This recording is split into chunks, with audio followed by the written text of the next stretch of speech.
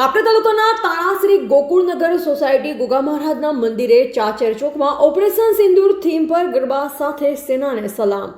સમગ્ર ગુજરાતમાં 7મા નોરતે ઓપરેશન સિંદૂર થીમ પર ગરબા સાથે સેનાને સલામ.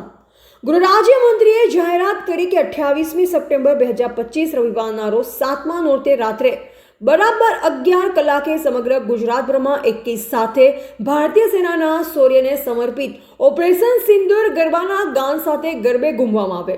ગરબે રમી દેશના વીર જવાનોને અનોખી સલામી આપવામાં આવે. આ ઐતિહાસિક અવસરમાં જોડાઈ વિશ્વ વિક્રમ રચવા માટે હર્ષ સંઘવીએ આહ્વાન કર્યું. હર્ષ સંઘવીએ વધુમાં ઉમેર્યું કે રાત્રે સમગ્ર ગુજરાત એક જ તાલ એક જ સુરમાં આપણી સેનાના સન્માનમાં ઓપરેશન સિંદૂર પર બનેલા ગરબે ઘૂમશે. આ પહેલ ગરબાના માધ્યમથી દેશભક્તિની ભાવનાને ઉજાગર કરશે, જેને લઈ નવરચિત ઓગળ તાલુકાના મુખ્ય મથક થરા અને તાણા ખાતે થરા પીઆઈ કેબી દેસાઈ સહિત પોલીસ દ્વારા ઓપરેશન સિંદૂર થીમ સાથે રાત્રે 11 વાગે ગોકુળનગર સોસાયટી ખાતે ઓપરેશન સિંદૂર થીમ પર ગરબે ઘૂમ્યા હતા.